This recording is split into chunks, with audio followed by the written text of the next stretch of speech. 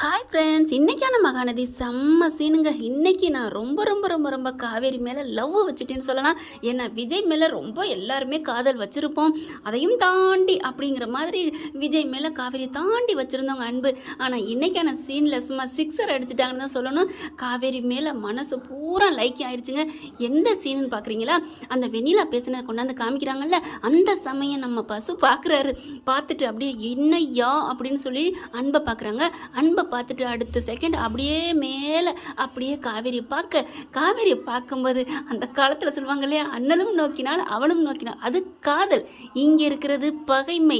நீ என்ன சும்மா இருக்கவளை சுண்டி இழுத்தில்ல, நான் விடுவனாடா சுண்டக்க பயலே அப்படிங்கிற மாதிரி நம்ம தலைவி காவேரியோட பார்வை இருக்குது பார்த்தீங்களா?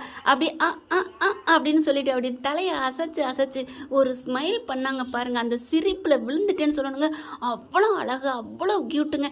நான் பார்த்தியாடா, கெத்தா நிற்கிறேன்டா, நான் காவேரிடா, விஜய் பொண்டாட்டிடா அப்படிங்கிற மாதிரி காவேரியோட அந்த ஒரு பார்வையில் தூக்கி அடிச்சிருச்சுங்க. இன்றைக்கான சீனு நின்றுச்சுன்னு தான் சொல்லணும். Kaveri love Kaveri, I love Kaveri அப்படின்னு ஹார்ட் லப்பு டப்புன்னு துடிக்கிற அளவுக்கு நல்ல செம்மையாக நடிச்சிட்டாங்கன்னு தான் சொல்லணும். அடுத்து பார்த்தா இன்ஸ்பெக்டர், நினச்சையா உன்னைய கோயிலில் வச்சே நினச்சேன், நீ ஏதோ தில்லு முள்ளு பண்ணுற அப்படின்ட்டு நல்ல ஆதாரம் கிடச்சிருச்சு, உன்னை தோல் உரிக்கிறேன் பாரு, உன்னைய வச்சு சுழுக்கெடுக்கிறேன் பாரு அப்படிங்கிறாங்க.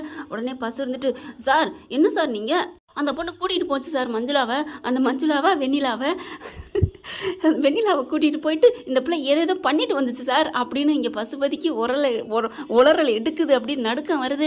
என்னையா நீ எதுக்கு கூட்டா, ஒன்று நான் உள்ள தள்ளணுமான்னு கேட்ட கையோட, ஐயோ நான் சம்மந்திக்காக சும்மா வந்தேன், நீங்கள் என்ன நீங்கள் அப்படின்னு பசு எஸ்ஸாக பார்க்க, சொல்லுங்கள் சம்மந்தி அப்படிங்கிற அன்பு இருந்துட்டு, ஆமாம் சார் அவர் மேலே எந்த தப்பும் இல்லை, இந்த பொண்ணு கூட்டிக் கொண்டே ஏதோ பண்ணிட்டு வந்திருக்கு, அதெல்லாம் இல்லை அப்படின்னு அந்த வாக்குமூலத்தை பொய் வாக்குமூலம்னு சொல்லிக்கிட்டு இருக்காங்க. சும்மா வாயை மூடியா அப்படின்னு ஒரு குரல், தெய்வீக குரல். வாசலை நோக்குறாங்க எல்லாரும். அங்கே நோக்குனா ராதா வர்றாங்க. அங்கே முதல் மரியாதை ராதா வரலங்க, இங்கே விஜயோட சித்தி ராதா வர்றாங்க, அன்போட பொண்டாட்டி. வந்த கேடா அடிச்சு வாய மூடியா, நீ எங்கே ராதா இங்கே வந்த, ஏன்ட்டு இங்கே வந்த, நான் வராமல் வேறு யார் வருது அப்படின்னு சொல்லிட்டு எல்லாத்துட்டையும் மன்னிப்பு கேட்குறாங்க. அதாவது தாத்தா காவேரி விஜய்ட்டெல்லாம் இவர் சொல்கிறதெல்லாம் பொய்யுங்க, முழுக்க முழுக்க பொய், இவரே தப்பு பண்ணலை, அவனும் என் பிள்ளையும் தப்பு பண்ணலை, இதோ இவங்களோட சேர்ந்துக்கிட்டு வேணுக்குன்னே பெத்த பிள்ளைக்காண்டி பழி போடுறாரு, அது தன்னால் நடந்த ஆக்சிடென்ட் தான் அப்படின்னு சொல்லி முடிக்கிறாங்க. அதெல்லாம் பொய் ஓய்ங்கிறாங்க. ஐயோ வாய மூடியா அப்படின்னு சொல்லிட்டு அதுக்கப்புறம் பார்க்குறாங்க. உடனே என்ன சார் பணம் வாங்கிக்கிட்டு ஏதாவது இது அண்டர் கிரவுண்ட் வேலை பார்த்துட்டிங்களான்னு அன்பு போலீஸை பார்த்து கேட்டால் விடுவாரா, அதுதான் பார்க்குறாரு. அதுக்கப்புறம் எல்லாரும் வெளியே நில்லுங்க, கொஞ்சம் இவரை கவனிக்க வேண்டியது இருக்குது அப்படிங்கிறாங்க. அதுக்கப்புறம் போகிறாங்க. விஜய் சார் நீங்கள் நில்லுங்க அப்படிங்கிறாங்க. தாத்தா பதறாரு. எதுக்கு? ஒன்றும் பண்ண மாட்டா, நீங்கள் இருங்க அப்படின்னு சொல்லி எல்லாரும் வெளில போயிடுறாங்க. சில பல ஃபார்மாலிட்டிஸ் முடிச்சுட்டு விஜய் அனுப்பிடுறாங்க வெளியில். அடுத்துதாங்க சுழுக்கு எடுக்க போகிறாங்க அன்புக்கு.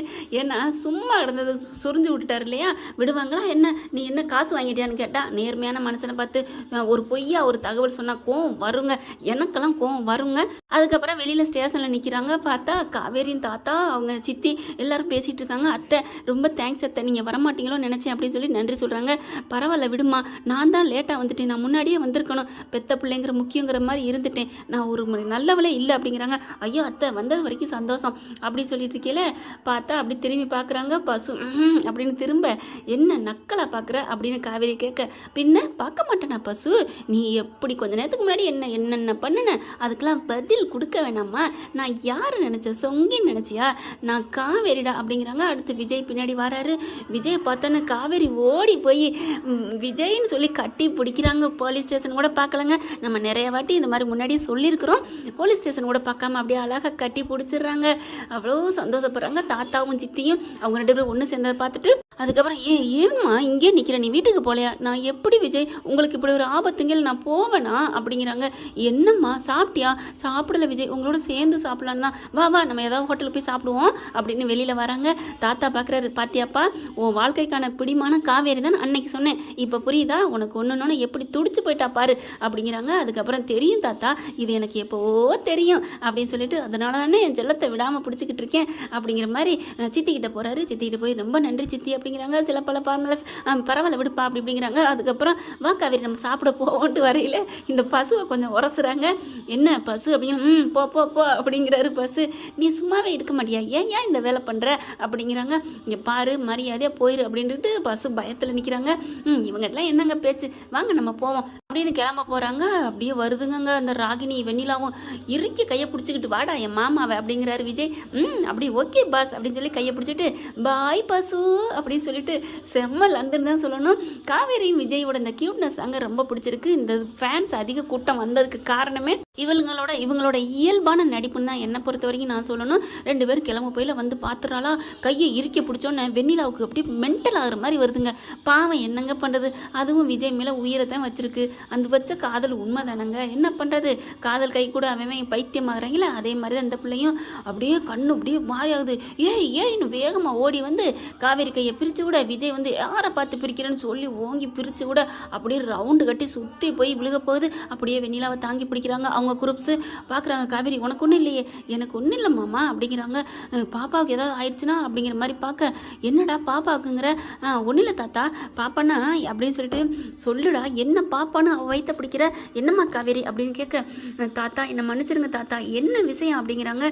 நான் கர்ப்பமாக இருக்கேன் தாத்தா அப்படின்னு சொன்ன கையோட, டே எப்படா இது ஏன்டா என்கிட்ட மறைச்ச, எல்லாத்தையும் தாத்தாட்ட வந்து சொல்லுவேன் ஃப்ரெண்டு மாதிரி, இப்போ இதை ஏன்டா சொல்லலை அப்படின்னு சொல்லிட்டு, காவேரி அப்படின்னு சொல்லி கை கொடுமா நல்ல நல்ல செய்தியாக இன்றைக்கி நடந்துட்டுருக்கேன். நான் கூட காலையில் நினச்சேன் இன்றைக்கி யார் முகத்தில் முடிச்சோம் இன்றைக்கி காலையில் அப்படின்னு ஃபீல் பண்ணேன். ஆனால் இன்றைக்கி நல்ல முகத்தில் முடிச்சிருக்கேன். என் பேத்தி என் பேரனை வெளியே கொண்டு வந்துட்டா, அதுக்கப்புறம் நான் கொஞ்ச நாளில் என் கொள்ளு பேரனை வெளியில் கொண்டாட போகிறா அப்படின்னு சொன்ன கையோட, தாத்தா அப்படின்னு விஜய் கோவிக்கிறார். ஏண்டா எதுக்கு மறைச்சு பார்க்குற, போங்க தாத்தா உங்களோட எனக்கு சண்டை டுக்கா அப்படிங்கிறாங்க. ஏன்டா நல்ல செய்தி சொல்லல இப்படி சொல்கிற அப்படிங்கல. ஆமாம் பேரனை வெளியே கொண்டாட போகிறான்னு சொல்கிறீங்க, ஏன் அப்படிங்கல. தாத்தா அவருக்கு பேத்தி தான் வேணுமா. பேத்தியா? ஆமாம் தாத்தா உங்களுக்கு கொள்ளு பேத்தி, அவருக்கு புள்ள, அதாவது காவேரி மாதிரி குட்டி காவேரி வேணும்னு சொல்கிறாரு அப்படிங்கல. ஓ அப்படியா, அப்படி இருக்கல நான் வந்து தாத்தா இல்லை நான் என்றைக்குமே அன்றும் இன்றும் என்றும் மாறாத நிரந்தரம் காவேரி பக்கம் தான் நான் அப்படின்ட்டு, டே பேரன் தாண்டா அப்படிங்கிறாங்க. அப்படின்னு சொன்னேன். தாத்தா உங்களுக்கு மனசாட்சி இல்லை, 2 பேரோடையும் சண்டை அப்படின்னு திரும்பிக்கிறாங்க. டே விஜய் வாடா அப்படிங்கிற, இந்த பிள்ளை மயங்கி கிடக்கு, இதை விட்டுட்டு இங்கிட்டு கொஞ்சதுக கொலாவுதுக. அதுக்கப்புறம் வெண்ணிலா எந்திரிச்சிடுறாங்க. வெண்ணிலா எந்திரிச்சிட்டு, விஜய் நீ அப்பா அவரோட வாழ்ந்துட்டியா, இது தெரியாமல் நீ எனக்கு வேணும்னு சொல்லிட்டு இருந்தனா அப்படின்னு சொல்லி பைத்தியம் ஆகிறாங்க. நீங்கள் 2 பேரும் ஒன்று சேர்ந்துட்டீங்களா அப்படின்னு அப்படியே ஒரு மாதிரி மென்டல் அப்செட் ஆகிட்டு மறுபடியும் கீழே விழுகிறாங்க வெண்ணிலா. இங்கிட்டு பார்த்தா விஜய் கோவமாகவே இருக்காரு. தாத்தா போய் கெஞ்சுறாரு, ஏன்டா எதுக்குடா, போங்க தாத்தா என்னதான் இருந்தாலும் காவேரி தானே உங்களுக்கு பெஸ்ட்டின்னு சொல்லிட்டீங்க, நான் உங்களுக்கு பெஸ்ட் இல்லை அப்படிங்கிறாங்க. டே புரிஞ்சுக்காடா, நான் சொன்னதில் நீ உனக்கு சூட்சுமமே தெரியல அப்படிங்கிறாங்க. என்ன தாத்தா இப்போ நான் காவேரி பக்கம் பேசுகிறேன் நீ நினைக்கிறியா? ஆமாம் தாத்தா அப்படிங்கிறாங்க. இல்லை நான் அங்கே பிறக்க போகிறது என்ன, என்னோட விஜயோட புள்ள, அவன் விஜய் மாதிரியே பிறக்கணும்னு காவேரி சொல்கிறாளா? ஆமாம் அப்போ என் பேரன் பிறக்கணும்னு ஆசைப்பட்றேன்டா, அப்போ உன் பக்கம் தான் நான் நிற்கிறேன், உனக்கு புரியுதா இல்லையா அப்படிங்கல. அப்படியா தாத்தா, அப்போ நான் முக்கியம்னு விஜய் பிறக்கணும் அப்படின்னு ஆம்பளை பிள்ளைன்னு சொன்னீங்களா தாத்தா அப்படின்னு விஜய் சொல்கிறாங்க. இது இப்போவாது புரியுதாடா, ஏன்டா இப்படி, எனக்கு என்ன இருந்தாலும் நீ தாண்டா எனக்கு முக்கியம் அப்படிங்கல தாத்தா அப்படின்னு கட்டி பிடிக்கிறாங்க. இருந்தாலும் எனக்கு பொம்பளை பிள்ளை மேலே தான் தாத்தா ஆசை, எனக்கு காவேரி மாதிரியே பிறக்கணும், அடுத்து பெற்றுட்டு போகிறாடா, எனக்கு என் சொல்ல மாதிரியே இந்த தங்கம் மாதிரியே இந்த அழகு மூஞ்சி, இந்த அழகு மூக்கு, இந்த உதடு எல்லாம் மாதிரி அப்படியே பிறக்கணும், ஆம்பளை பிள்ளை தாண்டா பிறக்கணும், ஒன்றை மாதிரியே விஜய் பிறக்கணும் போதுமா அப்படிங்கிறாங்க. தேங்க்யூ தாத்தான்னு கட்டி பிடிக்கிறாங்க. அதுக்கப்புறம் சரி சாப்பிட போகணும் அப்படின்னு கிளம்புறாங்களா. காவேரி உருன்னு முறைச்சிட்டு இருக்காங்க. என்னம்மா ஏன் முறைச்சிட்டு இருக்கு அப்படிங்கிற. இவர் விஜய் வந்து வண்டியில் ஏறி உட்காராரு. காவேரி கூப்பிட்டு வரேன் நீருடா அப்படின்ட்டு, வா காவேரிங்களே போங்க தாத்தா, இருந்தாலும் என்ன வேணான்னு சொல்லிட்டீங்களே. ஐயோ மக்கு நான் அவன்கிட்ட சொன்னதெல்லாம் கேட்டியா? ஆமாம் அதெல்லாம் சும்மா லொடலாக்கி சொன்னேம்மா. என்ன தாத்தா சொல்கிறீங்க? ஆமாம் அவன் மனசு கஷ்டப்படக்கூடாது இல்லையா, அதனால தான் ஒன்றை மாதிரியே மூக்கு மாதிரியே கண்ணு மாதிரியே. ஆமாம் அதை உதட்டெல்லாம் ஏன் பிடிச்சிங்க, அந்த உதடு மாதிரியே அப்படின்னு சொன்னேன். ஏன் அவன் உதடு உனக்கு பிடிக்குமா பிடிக்காதா? போங்க தாத்தா எனக்கு வெக்கம் வருது. ஆமாம்மா அவன் உதடு பிடிக்காம உனக்கு போகுமா என்ன அப்படிங்கிறாரு. பொங்கல் தாத்தா அப்படிங்கிறாங்க. போகட்டா? இல்லை தாத்தா அப்படிங்கிறாங்க. அதனால எல்லாமே உன்ன மாதிரி பிறக்கணும்னு அவன்கிட்ட சொன்னேன், இதில் என்னம்மா தப்பு இருக்குது, எனக்கு உன்ன மாதிரி அழகாக க்யூட்டாக அறிவா புத்திசாலியா அந்த வாயாடியா காவேரி குட்டி காவேரி தாண்டா வேணும் அப்படிங்கிறாங்க. அப்படியா தாத்தா, அவன்கிட்ட சும்மா சொன்னேம்மா அப்படிங்கிறாங்க. தேங்க்யூ தாத்தா அப்படின்னு சொல்லிட்டு தாத்தா நீங்கள் எதுவும் சீட்டிங் பண்ணலையே, எங்களுக்குள்ள திருவிளையாடல் எதுவும் விளையாடுறீங்களா? ஏம்மா என்ன நீ சொல்கிற? இல்லை எனக்கு தகுந்த மாதிரி இங்கிட்டு வந்து சாதகமாக சொல்கிறீங்க, அங்கிட்டு போய் அவருக்கு தகுந்த மாதிரி சாதகமாக சொல்கிறீங்க. அப்போ நீங்கள் யார் பக்கம் நிற்கிறீங்க எனக்கு தெரிஞ்சே ஆகணும். ஐயோ காவேரி சத்தியமாக உன் பக்கம் தான், போங்க தாத்தா பொய் சொல்கிறீங்க அப்படிங்கிறாங்களா. சிரிக்கிறாரு. என்ன தாத்தா அப்போ நான் சொன்னதான் சரியா அப்படிங்கல. மக்கு காவேரி என் தங்கமே அப்படின்ட்டு 2 பேரும் ஆசைப்பட்டது பிறந்தாலும் எனக்கு சந்தோஷம்தான். தென்னை மரத்தில் ஒரு குத்து தேங்காயில் ஒரு குத்துன்னு சொல்லுவாங்க இல்லையா, அது மாதிரி உன்னோட ஆசைக்கு ஆம்பளை பிள்ளை, அவனோட ஆசைக்கு பொம்பளை பிள்ளை, 2 பேரும் ரெட்டை பிள்ளையா பெற்று கொடுங்க சேர்ந்து. எனக்கு என்ன நானா வேணாங்கிறேன், நானும் என் பொண்டாட்டி கல்யாணியும் ஜாம்னு வளர்க்குறோம் போதுமா அப்படிங்கிறாங்க. தாத்தா நீங்கள் நல்ல தாத்தா அப்படின்னு சொல்லிட்டு அப்படியே ரொம்ப ஹாப்பியாகிறாங்க. காருக்குள்ளே ஏறி உட்காந்தானே தாத்தா அந்த பக்கம் போனோன்னா கட்சி மாறிட்டீங்கல்ல, டே விடுடா அப்படிங்கிறாங்க. தெரியும் நீங்கள் எப்போவுமே காவேரி பக்கம் தாண்டு அப்படின்னு சொல்லிட்டு சந்தோஷமாக சாப்பிட கிளம்புறாங்க.